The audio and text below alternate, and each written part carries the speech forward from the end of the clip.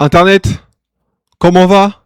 Supporter madrilène, supporter du Barça, ou qui que vous soyez, bienvenue sur cette vidéo du Real Madrid. En ces temps de trêve internationale où des matchs hyper intéressants de l'équipe de France nous attendent, les matchs que personne ne regarde, disons-nous la vérité. Et l'occasion de revenir sur les 2-3 dernières semaines du Real Madrid. Je suis parti en vacances. Le Real Madrid était désastreux collectivement, se basait sur des aspects purement individuels, sur un Vinicius qui devait faire toutes les différences, sur certains joueurs qui individuellement n'étaient pas au top. Mbappé commençait à décliner, ces histoires de blessures dont on va reparler après, etc. 2 semaines de vacances, pas de vidéo, le Real Madrid est devenu un autre club. Le Real Madrid bat Manchester City sur les 2 matchs. Moi, j'étais persuadé qu'ils allaient pas passer. Je le dis, je l'assume. Non seulement ils sont passés, mais en plus ils sont bien passés. Collectivement ultra cohérents. Ils ont été meilleurs que City dans quasiment tous les aspects. À l'aller, même au retour, chez eux, ils ont fait plutôt un bon match. Donc le Real Madrid bat City. Le Real Madrid bat l'Atlético Madrid ce dimanche. Dans un match qui était pas évident. Un match compliqué, parce que c'est une équipe qui presse, qui a un bloc bas. Le Real Madrid a réussi à faire quelque chose qu'ils n'ont pas fait depuis le début de saison, c'est de battre une grosse équipe, une équipe qui met du pressing, de l'intensité. Moi, j'aurais pas cru ça depuis le début de saison quand on voit tout ce qu'on a vu. Et donc le Real Madrid est encore en lice en Ligue des Champions. Le Real Madrid n'est pas largué en championnat. Il y a encore un classico contre le Barça qui s'annonce incroyable si l'écart reste de 4 points. Bref, comment le Real Madrid en est arrivé là? Évidemment, on va commencer par les joueurs individuels en forme. Vinicius, Valverde, vous êtes des monstres. Qu'est-ce que vous voulez qu'on vous dise? Vinicius, c'est redevenu le Vinicius que les supporters du Real Madrid et que même les supporters neutres qui aiment le football espéraient. Vinicius, en ce moment, il est trop fort. Ça coïncide avec le fait qu'Mbappé était dans un premier temps moins bien, puis absent. On peut pas le nier, mais Vinicius en ce moment, il est trop fort. Dans les crochets, il a toute la confiance du monde. Il répète les actions, même s'il en rate, il va répéter. Il y a une volumétrie de tentatives qui est ultra élevée chez Vinicius actuellement. Ça veut dire qu'il va tenter, il va tenter, il va tenter, et il a tellement de qualité que ça va forcément finir par passer. Sur les frappes, il est en confiance. Sur les pénaltys même, je trouve que c'est mieux. Tout est mieux pour Vinicius actuellement. Tout est mieux. Parce que je pense que Vinicius sent que le club a plus besoin de lui dans cette configuration où Rodrigo n'est pas là, où Mbappé n'est pas là, où Bellingham n'est pas là. Est-ce que je dis qu'il faut que les trois ne soient jamais là? C'est pas ça. Mais factuellement, plus on lui en demande, plus il sent qu'il est important, plus il en rend. Donc ça veut dire qu'un joueur comme Vinicius, c'est un joueur qui fonctionne à la confiance. Et ça, je l'ai dit depuis le début de saison. S'il n'est pas en confiance, s'il y a des histoires à côté qui lui troublent la tête, Vinicius, il sera pas bon. Mais si Vinicius, il est concentré sur le football, que Vinicius, il est en confiance, qu'il a la confiance des joueurs, de ses coéquipiers, de l'entraîneur, ce que vous voulez, Vinicius, le crack. Vinicius, le crack. Valverde est redevenu un monstre. Un monstre, un monstre, un monstre. Il est trop fort en ce moment. Déjà, il est à son poste, milieu de terrain. Faut pas oublier qu'il a passé une grande partie de la première partie de saison côté droit, baladé. À un moment donné, Valverde, ça a beau être un monstre. Si tu le mets toujours à un poste différent et qui plus est à un poste qui n'est pas le sien, même si en arrière droit, c'était le meilleur. Il était meilleur que Trent Alexander-Arnold. Il était meilleur que Carvajal. Il n'y a aucun souci là-dessus. Mais malgré tout, c'est pas son poste. Donc il n'est pas épanoui. Là, milieu de terrain, il défend. Il attaque. Il met des buts. Mais qu'est-ce que vous voulez de plus? Qu'est-ce que vous voulez de plus? Le joueur est incroyable. Le joueur est incroyable, il est en confiance. Et ça montre bien que lorsqu'il était sous l'air Xabi Alonso, lui ainsi que Vinicius, ils n'étaient pas en confiance.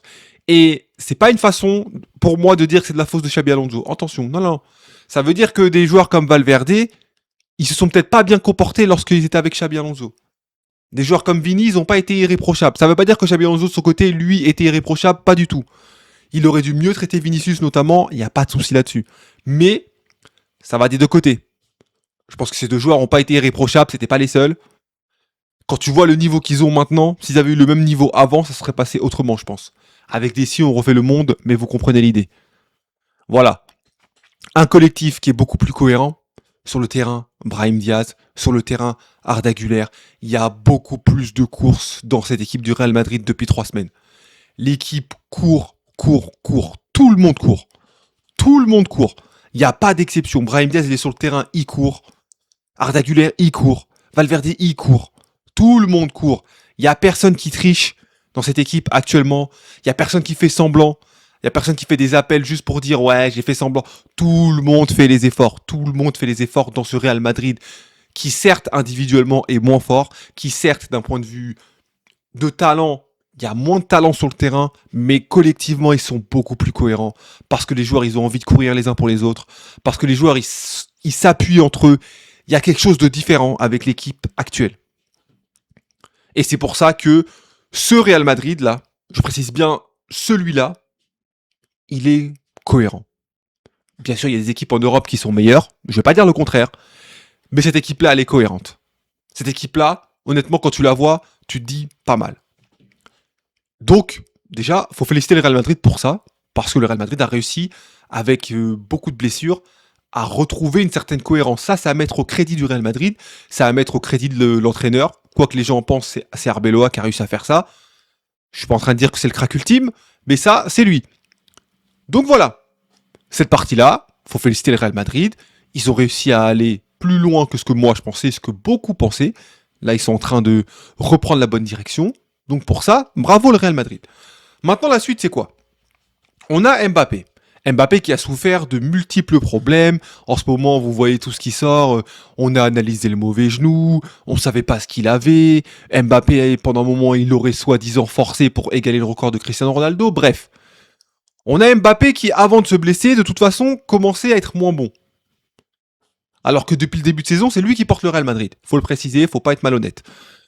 Là maintenant, Mbappé est sur le retour.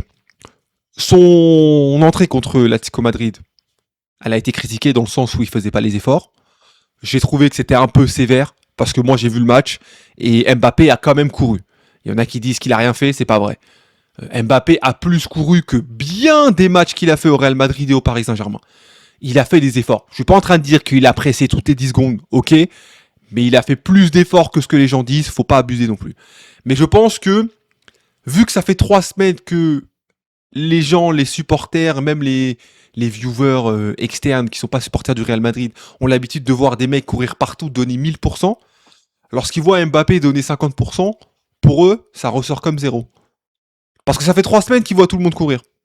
Et donc la perception qu'ils ont de ce qu'Mbappé a fait, elle n'est pas représentative de la réalité parce que tout le monde fournit beaucoup plus que Mbappé, d'un point de vue course. Et donc Mbappé, là, il va se retrouver dans une configuration où il va devoir élever le niveau de cette équipe. Parce que là, ils sont en train de prouver que sans lui, ils arrivent à gagner des matchs contre des équipes importantes. Donc si quand il revient, ils battent les petites équipes, mais dès qu'ils affrontent une équipe cohérente, on voit que ça court pas assez, que collectivement c'est pas assez développé, etc. À un moment donné, les joueurs, les supporters, les viewers extérieurs, ils vont se poser la question, gars, tu viens et tout repart en vrille. Et pourtant, moi, Mbappé, cette saison, je l'ai beaucoup défendu. Mais là, vu collectivement ce que le Real Madrid a prouvé, Mbappé va devoir faire un effort physique avant tout. Physiquement, il va devoir s'aligner parce que c'est pas en revenant au système d'avant qu'ils vont faire quoi que ce soit le Real Madrid. Le système d'avant, il est bon à acheter. Un système où il faut absolument qu'Mbappé fasse la différence ou que Vini fasse la différence. Et vu que depuis le début de saison, ils ont prouvé que les deux peuvent pas être bons en même temps, ça veut dire que c'est soit l'un, soit l'autre.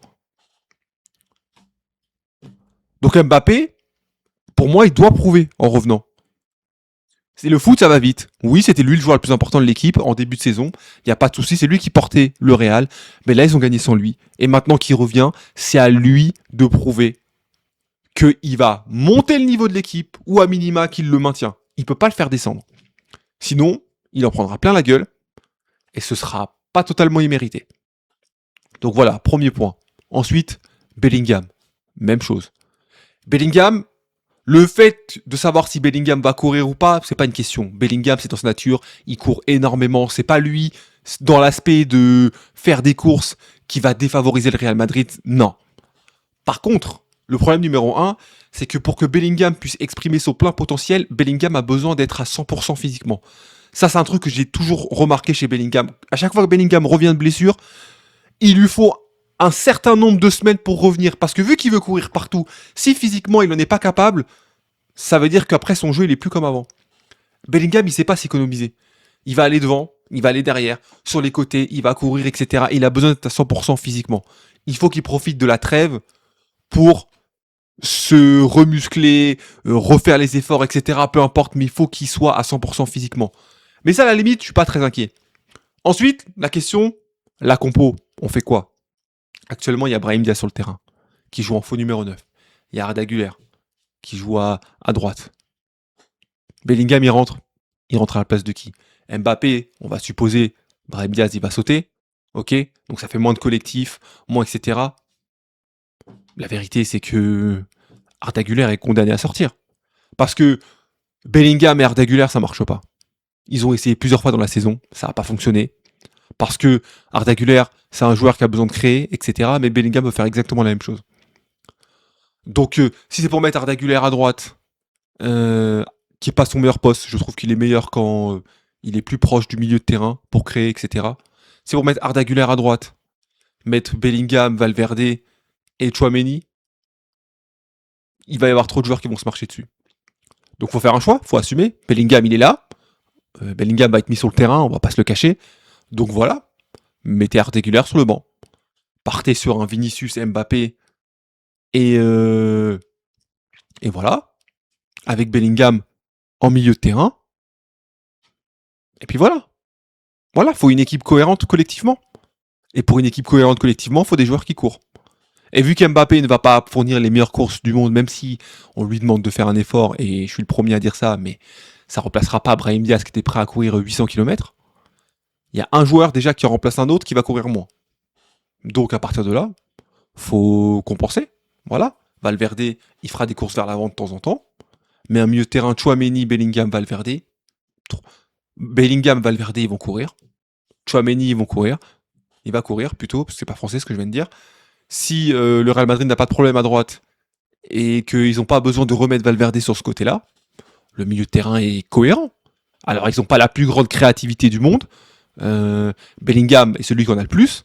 Voilà, Bellingham, il sait quand même créer des actions, etc. Valverde, c'est plus du pressing, des courses, une grosse vitesse et capacité à aller face au but, etc., qui est importante. Mais c'est pas de la créativité, ça c'est de la finition, c'est autre chose. Mais voilà. Mais au moins, l'équipe, elle sera cohérente. Et pourquoi pas rajouter un quatrième milieu de terrain, jouer en 4-4-2, si ça permet à l'équipe d'être plus cohérente. Ou alors, à droite, vous mettez effectivement un joueur, mais dans ce cas, c'est Brahim. Moi, je partirais sur Brahim Diaz. Ou Mastantuono, mais je préfère Brahim Diaz. Ça s'inscrit mieux dans le collectif du Real Madrid. Donc voilà, le Real Madrid a prouvé qu'ils sont capables de faire des choses. Maintenant, Mbappé et Bellingham, ils ont beaucoup à jouer. Parce que pour moi, leur place, elle devrait pas être garantie. Je sais que c'est bisounours de dire ça parce qu'ils vont re-rentrer dans l'équipe. Je suis pas naïf. Mais attention au résultat final pour le Real Madrid. Parce que si le Real Madrid se fait sortir contre le Bayern, ce qui est loin d'être inenvisageable, surtout face à un collectif aussi bien huilé que le Bayern Munich, si le Real Madrid n'arrive pas à rattraper le Barça, ils sont quand même à 4 points de retard. Une saison blanche pour le Real Madrid après une saison précédente où ils ont remporté la coupe. Bon, ça commence à faire beaucoup pour un club comme le Real Madrid qui a des ambitions titanesques, qui est le plus gros club d'Europe, quoi qu'on en dise. Donc voilà, moi, je me pose des questions sur comment va être intégré Mbappé et Bellingham. Je suis pas persuadé que Mbappé et Vinicius ça va fonctionner. J'en suis toujours pas persuadé. Tant qu'Mbappé occupera la position centrale sur le terrain, j'en suis pas persuadé. Le seul cas où moi je pourrais l'envisager, c'est si Mbappé joue à droite. Vinicius joue à gauche, Mbappé joue à droite, et au milieu de terrain, tu mets un Brahim Diaz, quelqu'un qui va travailler, quelqu'un qui est pas forcément là pour mettre des buts, mais qui est là pour le collectif. Mbappé, il ferait ses percussions à droite, Vinicius ferait ses percussions à gauche, mais ils se marcheraient pas dessus. Ils seraient tous les deux aux opposés. Je pense que ce serait mieux pour l'équipe. Mais vu qu'Mbappé ne court pas dans un aspect défensif, le mettre sur un côté, c'est condamner le défenseur qui est derrière lui. Si tu le mets côté droit, ça veut dire que si c'est Trent il peut plus monter. Trent qui monte pas, ça sert à rien. Carvara, ça veut dire qu'il est condamné, Mbappé, il viendra jamais l'aider. Mais s'il y a Valverde en milieu central droit, là, ok. Parce que Valverde, lui, va faire l'effort. À la place d'Mbappé, qui ne le fera pas. Et ça compensera le fait que Mbappé, il reste devant à droite et qu'il fasse pas trop les efforts. Ok. Mais bon, on n'en est pas là. Dites-moi ce que vous en pensez. Est-ce que vous voyez le Real Madrid aller plus loin avec ces 3 dernières semaines? Moi, j'admets que j'ai été surpris par ce qu'ils ont fait. Choqué comme quoi, hein. Tu pars en vacances, le foot, ça va vite, hein. 3 semaines, je vous dis, 3 semaines. 3 semaines, ils mettaient pas un pied devant l'autre. Ils étaient claqués au sol. Et là maintenant, bam, ça joue au ballon, c'est cohérent et tout, etc. Choc barre. Tu regardes mes vidéos de 3 semaines, t'as l'impression que je suis un psychopathe, hein. Je suis un psychopathe. J'ai raconté n'importe quoi, les gens vont dire, limite, tu vas te dire, ah, le gars, il retourne sa veste. Non, non. Faut regarder les matchs. Les matchs, ils étaient nuls. Ils étaient nuls. Et là maintenant, c'est une équipe pas mal. Non.